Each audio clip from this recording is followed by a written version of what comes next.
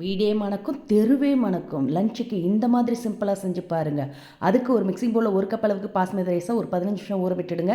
இப்போ பேனில் ஒரு டீஸ்பூன் உளுத்தம்பருப்பு, ஒரு 5-6 பூண்டு, 3 பச்சை மிளகாய், சின்ன துண்டு புளி, தோல் சீவின இஞ்சி துண்டு, கூடவே அரைக்கட்டு மல்லித்தழை சேர்த்து நல்லா வதங்கின பிறகு இதோட ஒரு அரை கப் அளவுக்கு தேங்காயும் சேர்த்து வதக்கி எடுத்து ஆறின பிறகு மிக்சர் ஜாரில் சேர்த்து கொஞ்சமாக தண்ணி விட்டு இந்த அளவுக்கு மைய அரைச்சி எடுத்து வச்சுக்கோங்க.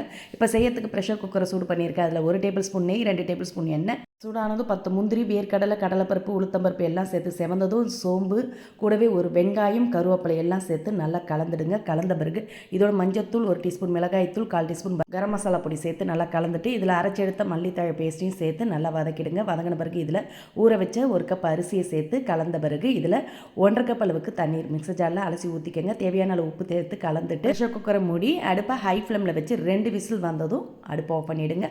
நல்ல மணக்க மணக்க சுவையாக கொத்தமல்லி சாதம் ரெடி. இது மாதிரி ஒரு முறை ட்ரை பண்ணி பாருங்கள், சூப்பராக இருக்கும்.